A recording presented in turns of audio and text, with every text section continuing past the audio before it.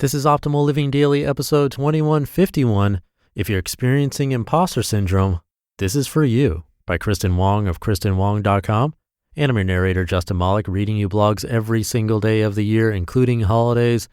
It's sort of a holiday here in the US, Halloween. Hope you have a happy and safe Halloween if you're celebrating.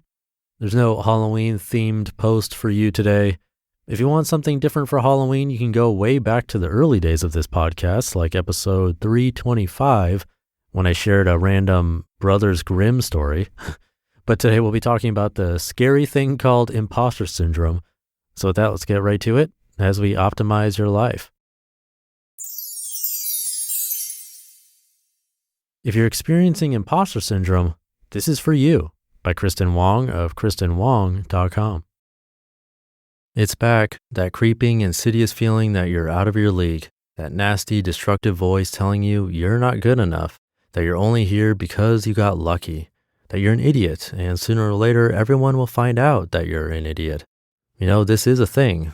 You know about the studies. You know about all those other workers who feel the exact same way you do right now. You get it. Imposter syndrome is real and it's ruthless. But you're thinking, well, maybe this isn't imposter syndrome. Maybe I just actually suck. Here's the thing though, for the sake of doing your job and exuding confidence, it doesn't matter that you think you suck. You might not think you're good enough, but someone else obviously does.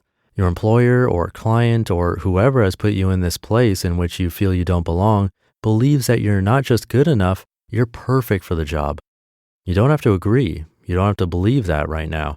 For work's sake, all that matters is someone else does. But also, you should know that yes, you are good enough. Confidence is important, but for self-esteem's sake, you deserve to feel worthy. There's a silver lining here too. The mere fact that you're experiencing this means you're doing something right. Imagine if you always felt completely confident that you're constantly kicking ass. Chances are you wouldn't be growing, doing anything outside of your comfort zone, or pushing yourself at all. Do you want to feel like an ass kicker doing the same old stuff, or do you want to feel a little uncertain while you explore your potential? Hint, pick the second one. Oh, and don't worry, soon enough, you'll feel totally confident anyway. Yep, there will come a time when you no longer feel like an imposter in this role. In the meantime, take your lack of confidence as a sign that you're successfully pushing your own boundaries.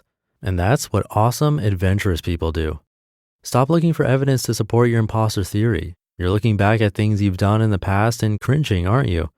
See, that terrible short film I made in college proves how much I suck, you might be saying. Or maybe it's a mistake you made at work. Or maybe it's insert other thing that makes you feel like an idiot here. You feel like those mistakes define you. It's impossible that I can be a success because I've failed. So obviously I'm a failure. I have to tell you though, a few fails don't make you a failure.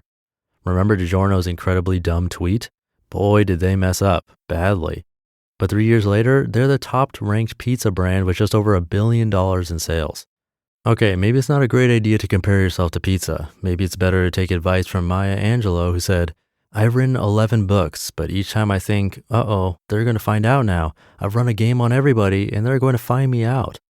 Yep, that's definitely a better example than pizza. The point is, everyone feels the way you do right now.